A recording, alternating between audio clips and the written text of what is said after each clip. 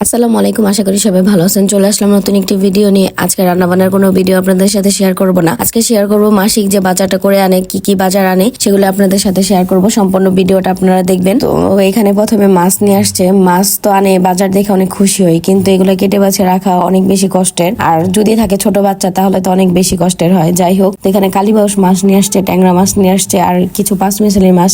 পাঁচমিশালি মাছের মধ্যে ছিল চিংড়ি মাছ, তারপরে ইলিশ মাছের যে ছোট ছোট বাচ্চা থাকে সেগুলো, আইর মাছ, আর এখানে একটা কালীবাউস মাছ ছিল।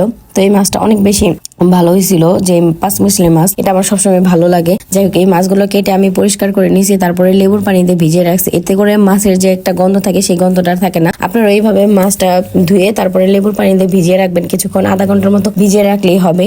তারপরে পানিটা ঝরিয়ে ফ্রিজে রাখলে এই গন্ধটা আর থাকে না, আর এই মাছটা খেতে অনেক বেশি ভালো লাগে। তো এখানে কাঁচা বাজার নিয়ে আসছিল, ফুলকপি, তারপরে পাতাকপি, মরিচ, তারপরে হইলাম গিয়া অনেক কিছু নিয়ে আসছিল, সিম, গাজর, টমেটো, সিম, তারপরে হলাম আলু, পেঁয়াজ, রসুন, মানে সবকিছুই নিয়ে আসছে। প্রতি মাসে যে বাজারটা লাগে এরকম বাজারটা নিয়ে আসে। আর ফুলকপি, তারপরে পাতাকপি, সিম, গাজর এগুলো দিয়ে ভাজি করলে পরে রুটি বানিয়ে খাই। আর আমি প্রতিবারই এরকম ভাজি করে রাখি, অনেকটা করে ভাজি করি যেন 2 দিন খাওয়া যায়। এটা রুটি দিয়ে খেতে আমার সবসময় অনেক বেশি ভালো লাগে। আর এখানে কিছু বেগুন নিয়ে আসছিল, লম্বা বেগুনটা নিয়ে আসছিল তরকারি খাওয়ার জন্য, আর গোল বেগুনটা নিয়ে আসছিল ভাজা খাওয়ার জন্য।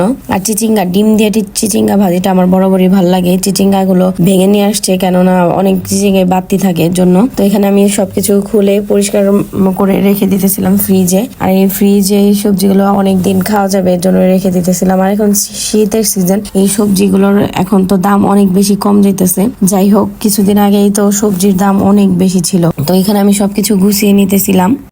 বাজার দেখলে আমরা মহিলারা অনেক বেশি খুশি হয়ে যায়, কিন্তু এটা গুছাইতে অনেক বেশি কষ্ট হয়ে যায়। আর যদি থাকে ছোট বাচ্চা তাহলে তো কোনো কথাই নেই। আমার যেহেতু 9 মাসের একটা বাচ্চা, ওকে নিয়ে আমার এই সব কাজ করতে অনেক বেশি কষ্ট হয়। যাই হোক, কষ্টকে কষ্ট মনে করলেই কষ্ট।